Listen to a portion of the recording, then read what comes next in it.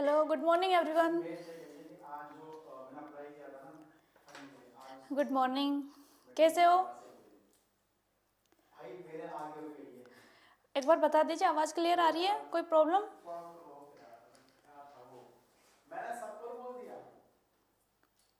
Okay. Video and voice एकदम clear है जी। तो देखो, ओके, तो जैसा कि आप सबको पता है, अपना जो नेट जो फॉर्म है उसका नोटिफिकेशन एनटीए के द्वारा जारी कर दिया गया है। ठीक है, तो इसको लेके, हाँ जी, मैं बिल्कुल ठीक हूँ। तो इस सबसे पहले तो आप बताइए कि आपके दिमाग में क्या चल रहा है एग्ज़ाम को लेके, सिलेबस को लेके। सबसे पहले आप अपने माइंड की जो चीज़ें हैं वो बताइए, उसके बाद में फिर हम आपको कुछ बताएंगे। देखो, अभी हमारे पास इतना टाइम भी नहीं है कि हम कम्प्लीटली पूरा सिलेबस डिटेल वाइज करा सकें, है ना। तो आपके अकॉर्डिंग आप बताओ कि हमें किस तरीके से करना चाहिए, थोड़ी एडवाइस दीजिए, आप बताइए। उसके अकॉर्डिंग फिर हम आगे का प्लान बताएंगे। हाँ, वही तो मैं पूछना चाह रही हूँ कि आपके दिमाग में क्या है, आप किस तरीके से कैसे क्या चाहते हैं। हम कोशिश कर रहे हैं वैसे। हाँ, ऐसा नहीं पता था ना कि एकदम से नोटिफिकेशन आ जाएगा और इतने से टाइम में जैसे एग्ज़ाम हो जाएगी। तो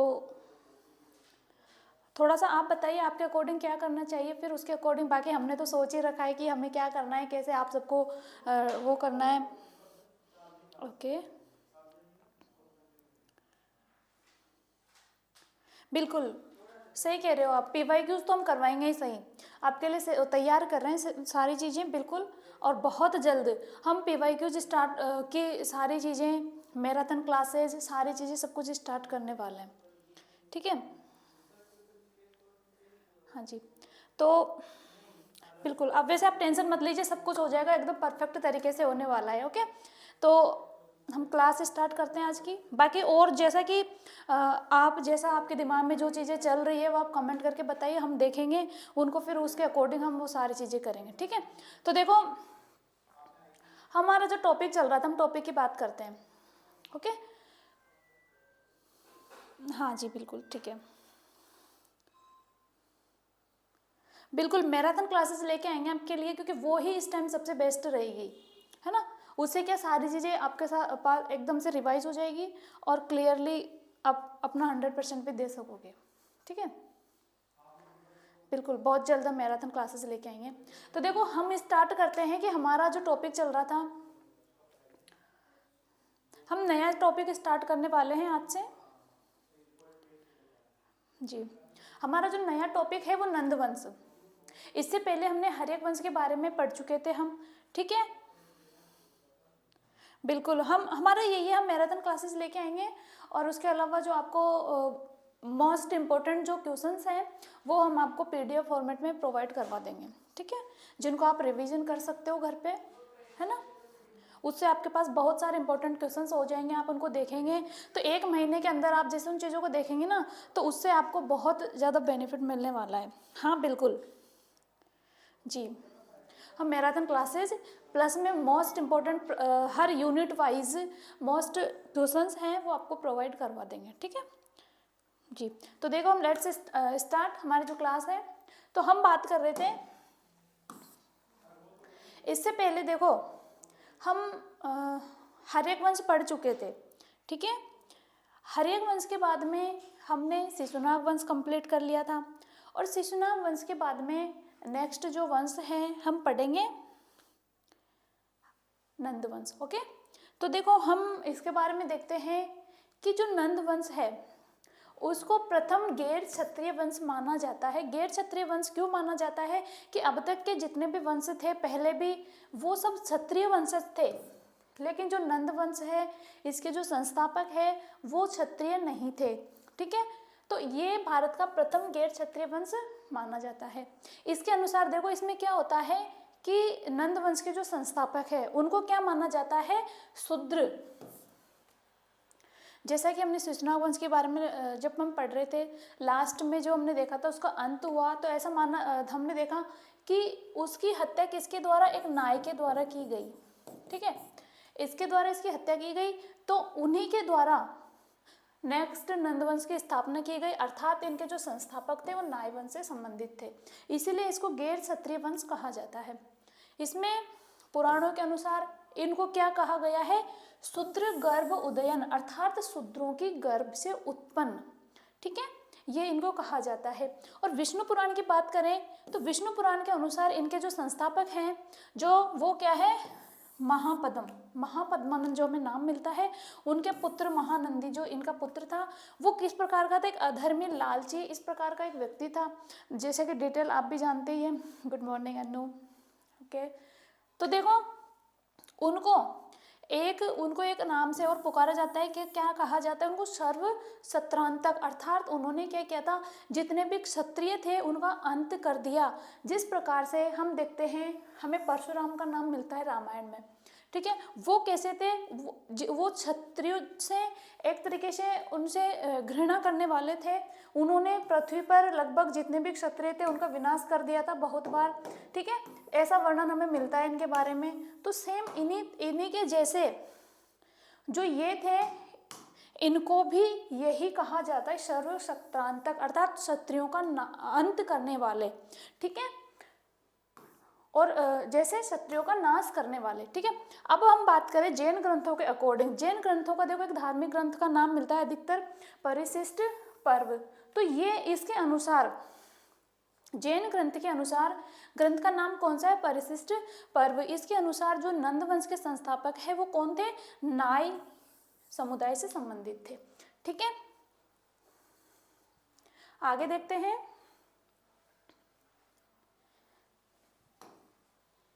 अब हम बात करें बौद्ध ग्रंथ की। देखो जैसा कि हम पहले भी बता चुके कि जितने भी धार्मिक ग्रंथ हैं सभी में अलग अलग तरीके से इनके अकॉर्डिंग अलग अलग अपने अनुसार अलग अलग मत ये प्रस्तुत करते हैं, ठीक है।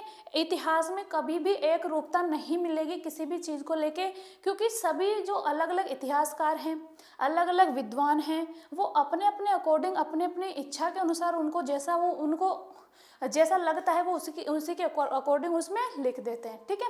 तो देखो ये क्या मानते हैं कि बौद्ध ग्रंथ है महावंश टीका, ठीक है। महावंश टीका के अनुसार इसमें देखो महावंश के अनुसार अज्ञात कुल, मतलब इनके कुल का कोई ज्ञात नहीं है, हमें पता नहीं है क्लियरली, लेकिन क्या माना है कि शायद ये कोई लुटेरे रहे होंगे या डाकुओं का कोई गिरोह रहा होगा जिन्होंने अंतिम जो इनसे पहले का वंश है उसका नाश कर दिया और उसके बाद में नेक्स्ट वंश का इन्होंने स्थापना कर दी, ठीक है।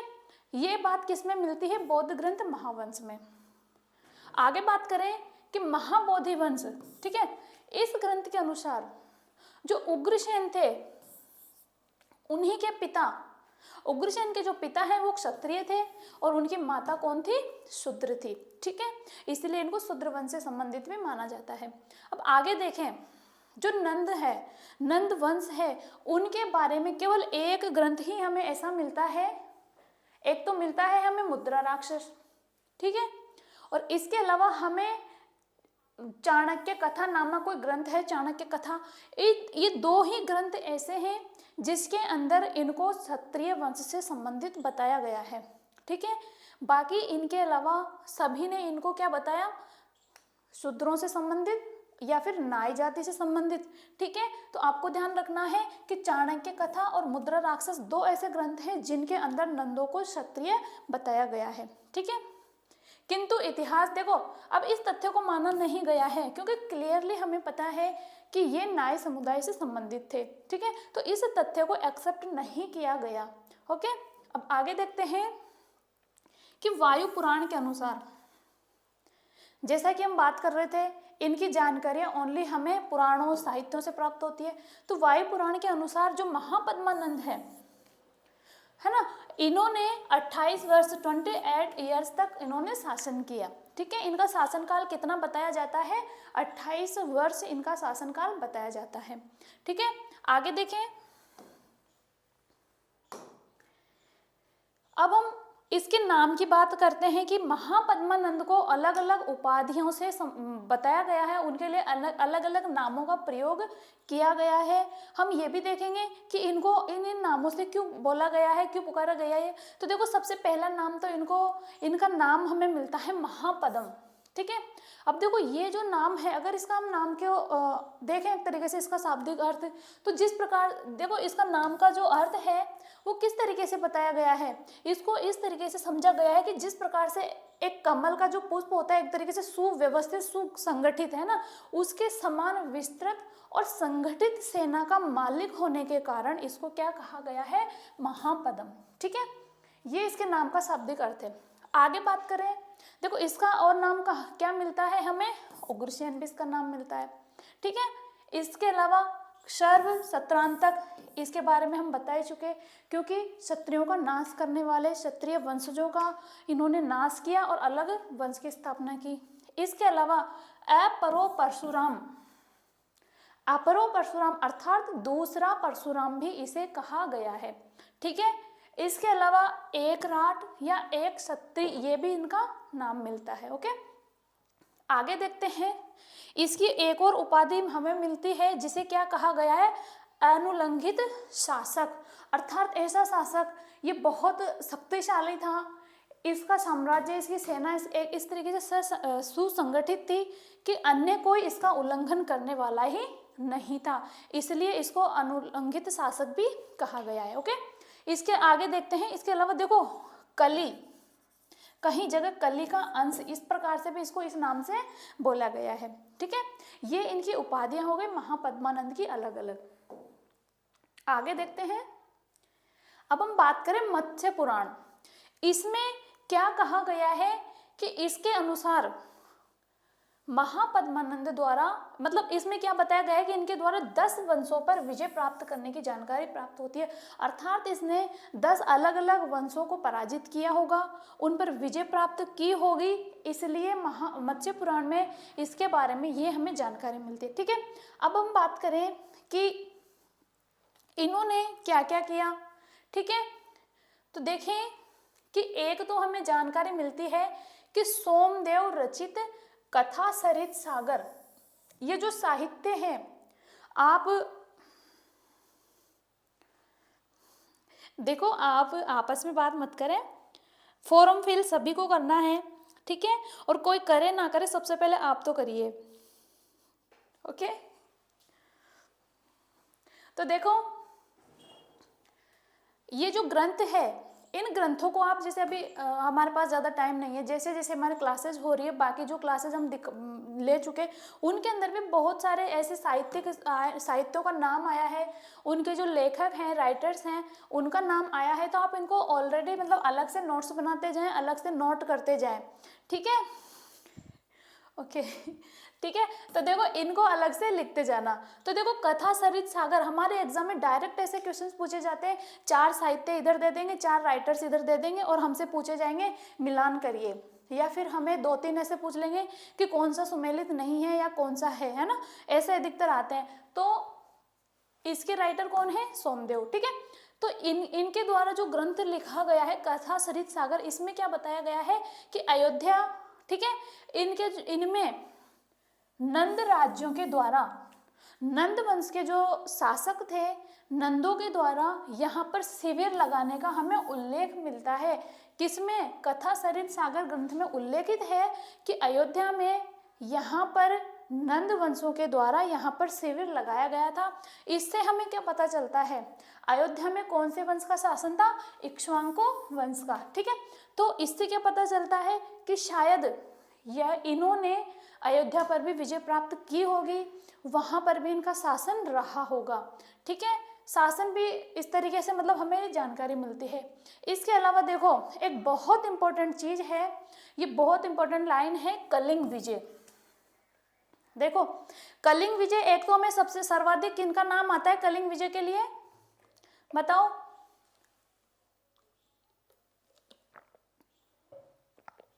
हाँ देखो कलिंग विजय के लिए हमें नाम मिलता है अशोक के लिए, लेकिन अशोक से पहले जो मौर्य शासक अशोक है, उससे पहले कलिंग विजय, कलिंग का एक राजा था खारवेल, ठीक है। खारवेल के राजा ने एक अभिलेख लिखवाया जिसे कहा जाता है हाथी गुम्फा अभिलेख, ठीक है। खारवेल के राजा खारवेल के राजा के द्वारा लिखित अभिलेख जिसका नाम क्या है, हाथी गुम्फा। इस अभिलेख में हमें वर्णन मिलता है क्या, हाँ बिल्कुल सही है, देखो क्या वर्णन मिलता है कि कलिंग पर नंदों के आक्रमण की जानकारी मिलती है, ठीक है। और शासन के 5वें और 12वें वर्ष, नंद वंश के शासन के 5वें और 12वें वर्ष का भी उल्लेख मिलता है कि नंद वंश के 5वें और 12वें वर्ष के दौरान कलिंग पर इनका आक्रमण हुआ था, ठीक है। इसके अलावा देखो हमें क्या जानकारी मिलती है, हाँ जी गुड मॉर्निंग। देखो क्या जानकारी मिलती है कि यहाँ पर, कहाँ पर, कलिंग में एक नहर का निर्माण कराने की जानकारी हमें मिलती है, ठीक है। और याद करो जब हमने जैन धर्म पढ़ा था तो हमने उसमें एक चीज देखी थी कि महापद्मानंद के द्वारा कलिंग से आदिनाथ की मूर्ति मगध ले आई गई थी, ठीक है, देखा था हमने। तो देखो यहाँ से इनके द्वारा आदिनाथ जी कौन है, वही ऋषभ देव जी को ही आदिनाथ जी कहा जाता है। तो इनकी जो मूर्ति है ये मगध ले आए थे अपने साथ, कौन, महापद्मानंद, ठीक है। आगे देखते हैं अस्मक विजय। अस्मक विजय की भी हमें जानकारी प्राप्त होती है कि इसमें देखो ये मगध के पहले ऐसे शासक थे जिन्होंने दक्षिण भारत में विजय पताका फहराई। दक्षिण भारत को विजित करने वाले, दक्षिण भारत के क्षेत्रों को पर विजय प्राप्त करने वाले प्रथम शासक कौन थे, नंद वंश के, ठीक है। इससे देखो पता चलता है कि ये बहुत शक्तिशाली शासक रहे होंगे, है ना।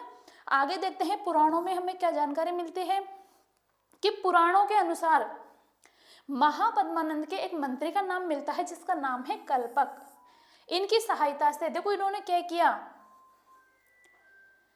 पांचाल, काशी है मतलब ये दक्षिण भारत के वो है जिसका नाम हमें महेशमती भी मिलता है, कुरु, मिथिला, सुरसेन, नर्मदा, गोदावरी वाले क्षेत्र, इन क्षेत्रों पे मतलब इन क्षेत्रों पे लगभग इन्होंने अपना अधिकार कर लिया था। किन्होंने, नंद वंश के द्वारा। ये जानकारी हमें किससे मिलती है, पुराणों में। तो देखो ये सीधी सी बात हो गई, 10 वंशों पर विजय प्राप्त करने की हमें जानकारी मिलती है, ठीक है। तो लगभग ये 10 वंश हो गए, है ना। तो ये सारी जानकारी के अकॉर्डिंग हम अनुमान लगा सकते हैं कि महापद्मानंद कितने शक्तिशाली शासक रहे होंगे, ठीक है। आगे देखते हैं कि जैन ग्रंथ परिशिष्ट पर्व, इस ग्रंथ के अनुसार देखो ये देखो कहीं जगह नबी पर्वन भी नाम मिल जाता है ना, एक ही बात है, बाकी आप तो समझ ही जाओगे एग्जाम में आएगा तो देखो इसके अनुसार नंद वंश के लिए एक शब्द का प्रयोग किया गया है। शब्द क्या है, आसमुद्र पेयश्री साम्राज्य। देखो इसको टुकड़ों में करके हम पढ़े, देखो आसमुद्र पेयश्री साम्राज्य अर्थात समुद्र पर्यंत, दक्षिण भारत में समुद्री सीमाएं लगती है, ठीक है। तो देखो समुद्री साम्राज्य पर आसपास शासन करने वाला शासक अर्थात दक्षिण भारत में भी इन्होंने विजय प्राप्त की होगी। एक तरीके से देखो आप मैप के जरिए देखें तो देखो इधर मगध वाला साम्राज्य हो गया, ठीक है, इधर भी सीमा वाला क्षेत्र है, समुद्री सीमा, ठीक है। इधर से इन्होंने दक्षिण भारत में भी थोड़ी विजय प्राप्त की, तो इधर भी सीमा इनकी जो सीमा है समुद्रों से लगी हुई है, ठीक है। इस कारण इनको क्या कहा गया है, असमुद्री पेयश्री साम्राज्य, ठीक है। अर्थात समुद्री पर्यंत, समुद्र तक, समुद्र की सीमा तक शासन करने वाले शासक इनको कहा गया है, ठीक है। अब इसके अलावा देखो हमें कुछ ऐसे विद्वानों के नाम मिलते हैं जो जिनकी वजह से हमारे भारतीय दर्शन का नाम मान सकते हैं या फिर ऐसे साहित्य मान सकते हैं जिनमें उनका बहुत महत्वपूर्ण योगदान रहा है, ठीक है। तो वैसे कुछ विद्वान हैं जैसे पाणिनि का नाम हमें मिलता है, ये इन्हीं के साम्राज्य के दौरान, इन्हीं के शासन के दौरान इनका जन्म माना जाता है। तो इनका जन्म माना जाता है गांधार, जो गांधार क्षेत्र है वहाँ का सालातुर नामक स्थान पे पाणिनि का जन्म माना जाता है। जो कौन थे, देखो महापद्मानंद के मित्र माने जाते हैं, उनके समकालीन माने जाते हैं, ठीक है। हम बात करें यूनानी इतिहासकार, एक यूनानी इतिहासकार का नाम हमें मिलता है कार्टियस, ठीक है। यूनानी इतिहासकार के जो कार्टियस है इनके अनुसार महापद्मानंद के पास में कितनी बड़ी सेना थी, तो देखो इनके पास एक बहुत विशाल सेना थी, और सेना देखे जाए तो कितनी, जिसमें 20,000 अश्वारोही, अर्थात 20,000 तो इनके पास घुड़सवार थे, ठीक है, और इनके अलावा 2 लाख पैदल सैनिक थे, ठीक है, 2 लाख पैदल सैनिक थे, इसके अलावा 3,000 हाथियों की सेना थी। देखो कितना बड़ी सैनिक, कितना बड़ा सैनिक संगठन था इनके पास में। इनकी जो सेना है 20,000 अश्वारोही, 2 लाख पैदल सैनिक, 3,000 हाथियों की सेना थी इनके पास में। किसके अनुसार? कार्टियस के अनुसार। हमारे एग्जाम में अधिकतर इस तरीके से क्वेश्चन आते हैं कि कौन से इतिहासकार के अनुसार, ठीक है, ऐसे नाम आते हैं, फिर ऑप्शन में 2-4 दे देंगे अलग अलग, हमें अगर पता होगा तो हम इसको राइट कर सकते हैं, ठीक है। आगे देखें, अब महापद्मानंद के बाद में हमें इम्पोर्टेंट जो शासक है उसका नाम हमें मिलता है धनानंद, ठीक है। अब देखो जो धनानंद है इसमें इनका कहीं कहीं नाम घनानंद भी मिलता है और कहीं अधिकतर धनानंद भी इसका नाम मिलता है, ठीक है, ये दोनों एक ही है। अब इसमें देखो क्लियरली हमें जानकारी अवेलेबल नहीं है, लेकिन इनके बारे में देखो क्या माना जाता है कि महापद्मानंद है, इनके 9 पुत्र थे, ठीक है, उन 9 पुत्रों में से ही एक पुत्र थे धनानंद, ठीक है, ऐसा माना जाता है, लेकिन कुछ इतिहासकार अलग अलग बताते हैं, है ना। तो देखो इसमें क्या होता है कि 9 पुत्रों में से एक पुत्र जो नंद वंश का अंतिम शासक हुआ, कौन? धनानंद, ये सिकंदर के समकालीन था, ठीक है, इसको सिकंदर के समकालीन माना जाता है, और यूनानी लेखकों ने धनानंद को अग्रमीज कहा। देखो यूनानी लेखकों ने धनानंद के लिए किस नाम का प्रयोग किया? अग्रमीज का, ठीक है।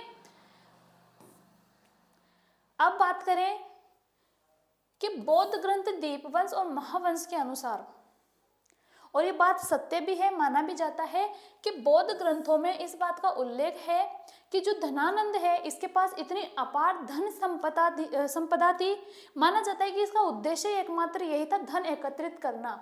ये धन से बहुत प्रेम करता था, ये एक तरीके से लालची प्रवृत्ति का इंसान माना जाता है।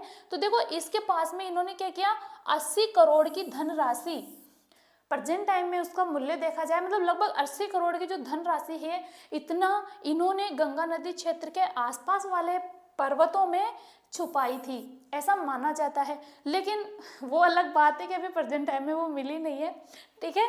तो देखो ये बौद्ध ग्रंथों में लिखा हुआ है साफ साफ कि गंगा नदी जो घाटी क्षेत्र है उसके आसपास जो पहाड़ों में कोई गुफा रही होगी, उनमें इनके द्वारा ये इतनी धनराशि रखी गई थी, ठीक है। अब बात करें कि एक इतिहासकार टर्नर, इन्होंने धनानंद को महावंश ग्रंथ, देखो इसी ग्रंथ के आधार पर क्या बताया कि ये एक लालची प्रवृत्ति के आदमी थे। आगे बात करें कि कथा सरित सागर जो ये ग्रंथ है, इसके अनुसार नंद वंश के पास में लगभग 99 करोड़ स्वर्ण मुद्राएं थी, ठीक है, हाँ जी बिल्कुल सही है ना। तो इनके पास में देखो इतनी स्वर्ण मुद्राएं थी, इनके पास में इतनी धनराशि उपलब्ध थी। आगे बात करें कि संगमकालीन कवि, संगम कवियों में एक कवि का नाम मिलता है जिसका नाम है मामल नूर, ठीक है, उसके अनुसार, और हेनसांग चीनी यात्री है, इसके अनुसार नंदों के पास बहुत सारी धन संपदा थी, ठीक है। आगे देखें कि धनानंद के सेनापति का हमें नाम मिलता है, एक तो नाम मिलता है भद्रशाल और एक नाम मिलता है शकटार, ठीक है। और देखो अब इनके पास में कौन कौन थे, इनके एक तो सेनापति का हमें नाम मिलता है भद्रशाल, ठीक है, एक नाम मिलता है शकटार, ओके। इसके अलावा इनका एक बहुत मुख्य मंत्री का नाम मिलता है राक्षस, उसका नाम है, राक्षस नहीं है, ठीक है। तो इस नाम का इनका एक बहुत विश्वास पात्र मंत्री रहा था, जो हर समय मतलब हमेशा धनानंद की बहुत हेल्प करता था, हर समय हर चीज में, ठीक है। तो इनकी जानकारी हमें मिलती है। अब बात करें कि धनानंद के समय भारत पर सिकंदर का आक्रमण हुआ था, ठीक है। हमने देखा था, जैसे हम अब आगे देखेंगे कि जब सिकंदर भारत पर आक्रमण करता है, इस नंद वंश के बाद में हम देखेंगे थोड़े जो भारत पर विदेशी आक्रमण का टॉपिक हम लेंगे, ठीक है, उसके अंदर हम इस चीज को डिटेल से देखेंगे, ठीक है। तो तो अभी बस इतना सा ध्यान रखना है कि धनानंद, जब भारत मगध पर धनानंद का शासन था, उस टाइम ही हमारे जो देश है उसके पश्चिमी सिंध प्रांत वाले क्षेत्र में, अफगानिस्तान वाले क्षेत्र में सिकंदर का आक्रमण हुआ था। ठीक है, आगे आप सब जानते हो सिकंदर का युद्ध किससे हुआ, कौन सी नदी के किनारे हुआ, वो हम आगे देखेंगे। बाकी आप सबको वैसे पता ही है, नॉर्मल बात है ये तो। आगे देखते हैं। देखो, जो नंद वंश के शासक थे, इन्होंने, इनके धर्म की बात करें तो जैन धर्म को भी इन्होंने आश्रय प्रदान किया। ठीक है, अब देखो इस वंश में कुछ विद्वानों के नाम हमें मिलते हैं कि कौन कौन से विद्वान यहाँ पर हुए होंगे। तो देखो, वर्ष, उपवर्ष, ठीक है, वर, रुचि, कात्यायन, ऐसे विद्वानों के नाम हमने सुने हैं। ठीक है, तो ये इस काल के दौरान ही हुए थे। इसके अलावा देखो, एक सबसे इम्पोर्टेंट बात कि युद्ध क्षेत्र में हाथियों का प्रयोग, हाथियों की सेना का प्रयोग युद्ध क्षेत्र में सर्वप्रथम नंद के द्वारा ही, नंद वंशों के, जो नंद वंश है इसके शासकों के द्वारा ही किया गया। ठीक है, नंद वंश के शासकों के द्वारा सर्वप्रथम युद्ध में हाथियों का प्रयोग किया गया था। ओके, मगध राज्य में, ये तो सबको पता है। आगे बात करें कि नंद वंश कालीन जो पाणिनि है, जो कात्यायन है और पतंजलि, इन तीनों जो तीनों विद्वान हैं, इन तीनों विद्वानों को सम्मिलित रूप से त्रिमूर्ति कहा गया। ठीक है, आगे देखें कि अष्टाध्यायी के अनुसार, अब आप कमेंट करके आप बताओ अष्टाध्यायी किसकी रचना है, अधिकतर हम हमेशा पढ़ते हैं, बताओ। तो इनके अनुसार नंदों द्वारा एक माप तोल की प्रणाली लागू की गई, मापने की, तोलने की जो प्रणाली है लागू की गई, जिसको नाम क्या दिया गया है, देखो ये नंदोपक्रमाणी माननी। ठीक है, इतना बड़ा नाम है, आपको ध्यान में रखना है। ठीक है, ये प्रणाली लागू की गई। जी बिल्कुल, हाँ जी सही है। आगे देखें, बौद्ध ग्रंथ के अनुसार नंद वंश में 9 राजा, आपस में 9 भाई थे। अब देखो, इससे जस्ट पहले हम देख रहे थे कि इनके महापद्मानंद के बाद में 9 राजाओं का हमें नाम मिलता है, 9 शासक के हमें नाम, मतलब 9 पुत्रों का की हमें जानकारी मिलती है। इनमें देखो, कुछ विद्वानों को तो क्या मानना है कि वो 9 के 9 आपस में भाई थे। ठीक है, और वो किसके पुत्र थे, महापद्मानंद के। लेकिन पुराणों के अनुसार ये 9 राजा जो थे अलग अलग, ये आपस में भाई ना होकर पिता पुत्र की तरह थे। ठीक है, कि जैसे एक पिता राजा है, फिर उसका पुत्र राजा बना, फिर उसके बाद में उसका पुत्र राजा बना, इस प्रकार से। ठीक है, लेकिन बौद्ध ग्रंथ के अनुसार ये सभी आपस में क्या थे, 9 भ्रातारी अर्थात 9 भाई थे। ठीक है, और पुराणों में क्या था, पिता पुत्र के अनुसार, इसी परंपरा के अकॉर्डिंग ये थे। ठीक है, आगे देखें, इन 9 राजाओं का हमें नाम मिलता है। ठीक है, क्या क्या नाम मिलता है, देखो नाम आप देख लेना, उग्रसेन, वही महापद्मानंद। ठीक है, फिर हमें ये नाम मिलता है पंडुगति, मतलब ये नाम हमें जो है, वैसे अधिकतर कोई बहुत ज़्यादा जरूरी नहीं है, आप इनको याद करो बस जानकारी के लिए। ठीक है, ये ठीक है, दारा सचिद, केवर्त और लास्ट में धनानंद। हम 2 ही राजा पढ़ते हैं इसमें, एक तो महापद्मानंद पढ़ते हैं, एक धनानंद पढ़ते हैं। ठीक है, आगे देखें, नंद वंश के अंतिम शासक धनानंद, इसकी जो बात है, क्या घटनाक्रम रहा होगा कि इसके द्वारा चाणक्य का अपमान कर दिया जाता है धनानंद के द्वारा। तो चाणक्य प्रतिज्ञा लेते हैं कि मैं नंद वंश का उन्मूलन करके रहूंगा। ठीक है, तो चाणक्य के प्रयासों से और चंद्रगुप्त मौर्य के द्वारा मिलकर इसकी जो अंतिम शासक है नंद वंश की, इसकी हत्या कर दी जाती है और मगध पर मौर्य साम्राज्य की स्थापना हो जाती है। ठीक है, सिंपल सी बात है, नंद वंश के बारे में कोई ज़्यादा बड़ी बातें इंपॉर्टेंट नहीं है, हमें 2-5 बातें ही इसके बारे में जानकारी मिलती है हमें। ठीक है, तो ये इतनी सी जो जानकारी है ये नंद वंश के बारे में है। ठीक है, अब ये नंद वंश हमारा कंप्लीट हो गया। ठीक है, अब आगे हम बात करेंगे कि नंद वंश के बाद में जैसे मौर्य साम्राज्य स्टार्ट हो जाता है, लेकिन जब मौर्य साम्राज्य हमारा स्टार्ट होगा उससे पहले और नंद वंश के दौरान हमारा जो देश है, हमारे जो देश की सीमा है, उस पर बाह्य विदेशियों का आक्रमण होना स्टार्ट हो गया था। ठीक है।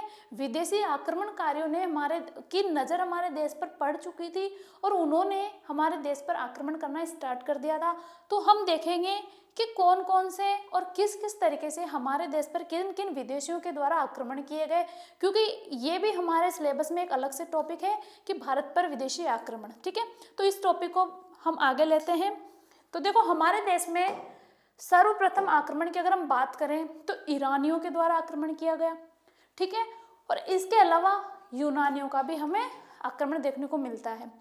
तो हम बात करें, सबसे पहले हम देखेंगे ईरानी आक्रमण। ठीक है, कि भारत पर विदेशी आक्रमण कब हुआ। सबसे पहले हमारे देश की अगर हम आक्रमण की बात करें तो लगभग 6ठी शताब्दी ईसा पूर्व, इसी दौरान हमारे देश में जो आक्रमण हुआ, जिस शासक ने हमारे देश पर आक्रमण किया वो किस वंश से संबंधित था। ठीक है, तो देखो, इस समय ईरान, जिसका नाम हमें पर्शिया, प्राचीन नाम पर्शिया मिलता है, तो वहां पर एक वंश का शासन था। कौन से वंश का शासन था? हखामनी वंश। ठीक है, ये कहाँ का था? ईरान का। इनके शासकों के द्वारा हमारे देश पे सर्वप्रथम आक्रमण किया गया। ठीक है, अब देखो, हखमनी जो साम्राज्य है इसका संस्थापक माने जाते हैं साइरस द्वितीय। ठीक है, हखमनी साम्राज्य के संस्थापक थे साइरस द्वितीय। ठीक है, इसके वंशजों के द्वारा हमारे देश पर आक्रमण किया गया। तो देखो, इसका अगर टाइम बात करें, टाइम की, इसका शासन कब था, तो 558 ईसा पूर्व से 530 ईसा पूर्व के दौरान इसका शासन वहां पे रहा। ठीक है, इनके द्वारा साइरस द्वितीय ने सर्वप्रथम हमारे देश पर आक्रमण किया था, लेकिन उसको माना नहीं जाता है क्योंकि ये इसमें सफल नहीं हुआ था, इसने सफलता प्राप्त नहीं की थी। ठीक है, तो ये कोई इंपॉर्टेंट नहीं है कि इसके द्वारा हमारे देश पर आक्रमण किया गया। बस इतनी सी जानकारी हमें ध्यान में रखनी है कि असफल आक्रमण रहा था, इसने कोशिश की थी सर्वप्रथम हमारे देश पर आक्रमण की। ठीक है, फिर आगे देखते हैं।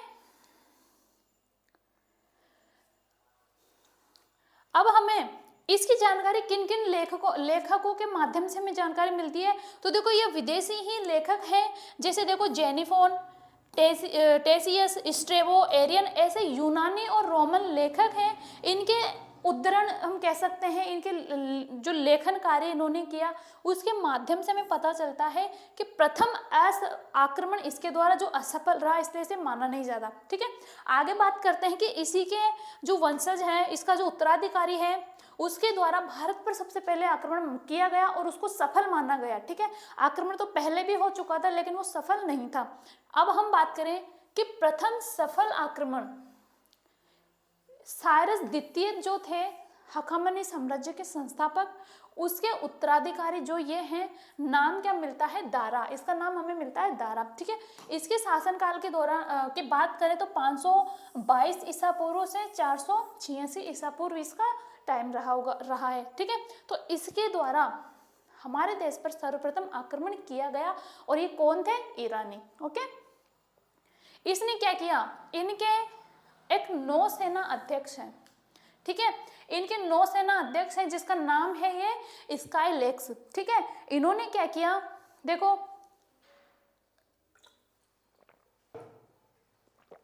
जो इनके नौसेना अध्यक्ष हैं, इन्होंने भारत में सर्वप्रथम मार्ग की खोज के लिए इन्होंने भेजा। कैसे भेजा? सिंधु नदी के मार्ग की खोज के लिए। ठीक है, तो सर्वप्रथम देखो, इसका नाम हमें मिलता है कहीं जगह, दारा जो है इसके नौ अध्यक्ष का नाम आ जाता है। तो देखो, इसका नाम स्काईलेक्स। ठीक है, इनको भारत में भेजा सिंधु नदी मार्ग की खोज के लिए। इसके द्वारा जब मार्ग की खोज कर ली गई तो बाद में इनके द्वारा आक्रमण किया गया। अब देखो, प्रथम आक्रमण की जानकारी हमें कुछ अभिलेखों से प्राप्त होती है जो विदेशी अभिलेख है। ठीक है, तो उसमें देखो नाम मिलता है हमें कि बोहिस्तून अभिलेख। इससे हमें जानकारी मिलती है कि दारा के द्वारा हमारे देश पर आक्रमण किया गया, प्रथम सफल आक्रमण। ठीक है, इसके अलावा पारसी पोलिम नाम मिलता है इस अभिलेख का, और एक नाम मिलता है नक्शे रुस्तम। ठीक है, इस अभिलेख का हमें नाम मिलता है। अब जो हमें इस जानकारी मिलती है, इसमें हमें क्या पता चलता है कि लगभग 516 ईसा पूर्व 516 ईसा पूर्व में सिंधु नदी के पश्चिमी क्षेत्र, सिंधु नदी आपको पता है कौन सी, उसकी स्थिति क्या है। अगर आपको देखो सिंधु नदी का क्षेत्र जो है आप सबको पता ही है, इधर पाकिस्तान से होती हुई, ठीक है। तो इसके पश्चिम क्षेत्र में, मतलब इधर पाकिस्तान वाला पार्ट हो गया, अफगानिस्तान वाला पार्ट हो गया, जो उस टाइम हमारे भारत का ही पार्ट था, ठीक है। तो इस क्षेत्र में पंजाब और सिंध के भूभाग पर आक्रमण किया गया और उस पर अधिकार कर लिया गया, ठीक है। आगे देखते हैं। अब देखो इसके अलावा कौन कौन से क्षेत्रों पर अधिकार कर लिया गया, तो देखो कंबोज और गांधार क्षेत्र, इस क्षेत्र पर भी हमें दारा के अधिकार की हमें जानकारी प्राप्त होती है, ओके। इसके अलावा देखो हेरोडोटस, विश्व इतिहास का जनक माना जाता है हेरोडोटस को, आप सबको पता ही होगा, इतिहास के स्टूडेंट हो तो, ठीक है। इतिहास के जनक, विश्व इतिहास के जनक हेरोडोटस को माना जाता है, ठीक है। इनके अनुसार ये क्या कहते हैं कि ईरानियों के द्वारा, जब ईरानियों ने किसी भी क्षेत्र पर अधिकार किया तो देखो भारत पर अधिकृत क्षेत्र जो था इनका वो 20वां प्रांत था। इट मीन्स भारत से पहले 19 अलग प्रांतों पर वो अधिकार कर चुके थे, ठीक है। तो भारत पर जब अधिकार किया और भारत का जो क्षेत्र है जिस पर इन्होंने अधिकार किया, तो भारत का जो क्षेत्र है वो इनका 20वां प्रांत बन चुका था, ठीक है। इससे पहले 19 प्रांत उनके पास हो चुके थे ऑलरेडी, और भारत का जो क्षेत्र है वो 20वें नंबर पर 20वां इनका प्रांत माना गया, ठीक है। अब बात करें इसके अलावा एक और जो शासक होते हैं, कौन सा शासक, दारा तृतीय, ठीक है। दारा तृतीय नामक जो शासक है ईरानी सम्राट, ठीक है, इसने सिकंदर से पहले, जब सिकंदर का आक्रमण होता है, ठीक है, एक सेकेंड, ये ईरान होगा यहाँ पे, है ना, क्योंकि हम ईरानी आक्रमण पढ़ रहे हैं, यूनानी आक्रमण हम बाद में पढ़ेंगे।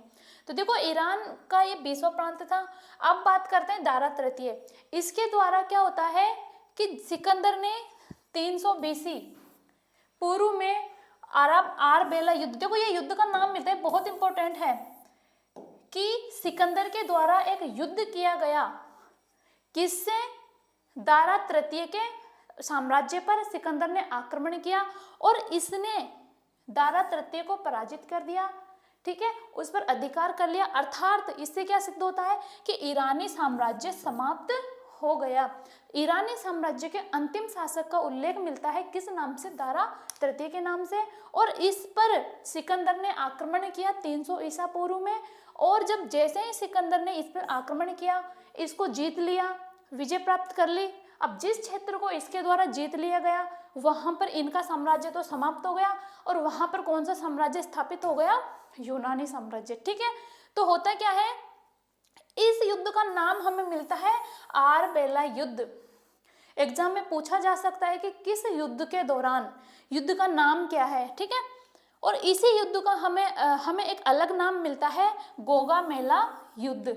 युद्ध का नाम मतलब इसी युद्ध को इस नाम से भी जाना जाता है, ठीक है। अब बात करते हैं कि जैसे ही सिकंदर ने ईरान पर अधिकार कर लिया, तो ईरान ने जिन जिन क्षेत्रों पर अपना अधिकार कर रखा था वो सारा क्षेत्र ईरानियों का ना रह के यूनानियों का हो चुका था। तो सेम उसी तरीके से जब हमारे देश पर ईरानी आधिपत्य था, पश्चिमी क्षेत्र में सिंध, कंबोज, गांधार, इन क्षेत्रों पर इनके द्वारा अधिकार कर लिया गया था ईरानियों के द्वारा, ठीक है। तो जैसे ही वहां पर उस साम्राज्य का अंत हुआ, हमारे देश से भी ईरानी साम्राज्य का अंत मान लिया गया, ठीक है। तो देखो इनके साथ ही भारत में ईरानी आधिपत्य भी समाप्त हो गया, और यहाँ पर सिकंदर ने दोबारा हमारे देश पर आक्रमण करने की आगे की प्लानिंग तैयार की। तो देखो ईरानी साम्राज्य तो समाप्त हो गया हमारे भारत के पश्चिमी क्षेत्र से, लेकिन कुछ समय के लिए ही सही यहाँ पर ईरानी साम्राज्य रहा। तो जिस समय किसी भी क्षेत्र पर किसी भी राज्य का अधिकार होता है, तो वहाँ पर उस राज्य के उन लोगों की संस्कृति, उनके रीति रिवाज, इन सारी चीज़ों का प्रभाव जरूर रहता है। तो देखो हमारे देश पर ईरानियों का क्या प्रभाव पड़ा, हमारे देश की संस्कृति पर ईरानियों से हमने क्या चीज़ें सीखी, हमारे संस्कृति, समाज, इन सारी चीज़ों में हमें किस प्रकार के प्रभाव देखने को मिले, तो हम देखेंगे कि कौन कौन सी चीज़ें हमारे द्वारा उनसे ग्रहण की गई। तो आगे देखते हैं कि भारत पर ईरान के सांस्कृतिक प्रभाव, उनके द्वारा क्या सांस्कृतिक प्रभाव रहे। तो देखो सबसे इम्पोर्टेंट बात, नाम मिलता है खरोष्ठी लिपि, लिपि जानते ही हो, ठीक है।